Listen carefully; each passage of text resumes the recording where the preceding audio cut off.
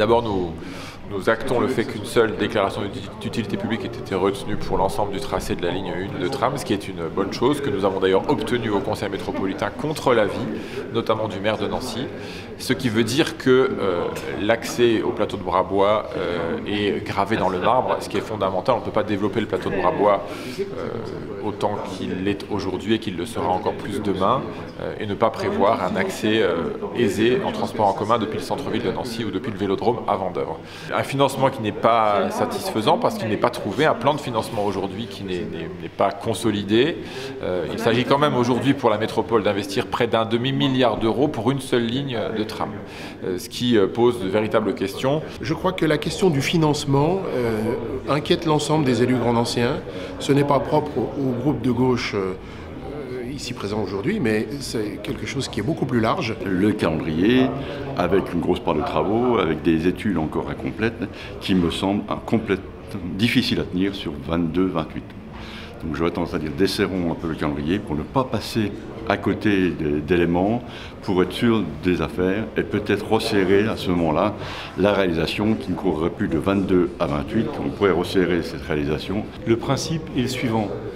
Comment irriguer le territoire et les infrastructures? On n'a pas d'autre solution. Ça, c'est le plus grand principe. Ensuite, évidemment, ceux qui sont contre vont dire problème financier, problème technique. Donc c'est pour ça qu'on demande de tordre le cou à ces bruits de shot qui ne sont pas des bruits de shot, parce que c'est vrai, au départ, on le sait, il y a un endettement, il y a des choses qui sont fondées, mais ça devient des rumeurs et des bruits de shot parce qu'on sait très bien qu'une métropole, avec son 800 millions d'euros de budget par an, a les moyens de hiérarchiser. Est-ce que le tram, c'est une priorité ou pas? Évidemment.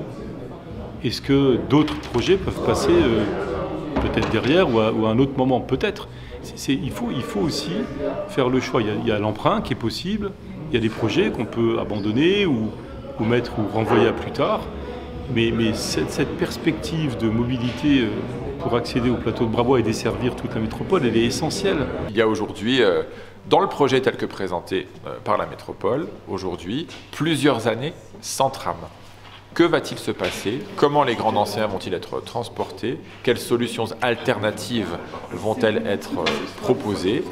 Autant de points d'interrogation et de questions sans réponse aujourd'hui et qui doivent obtenir des réponses satisfaisantes, car nous parlons là de ce qui va se passer dans les prochaines années et qui risque d'occuper à peu près la totalité du prochain mandat de la métropole.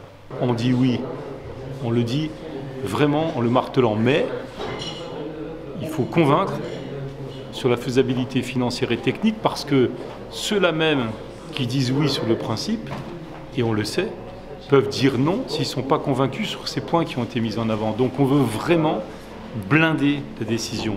Posons l'ensemble de ces questions au président de la métropole, parce qu'il nous semble que des réponses doivent être apportées à ces questions pour donner de la crédibilité au projet de tram.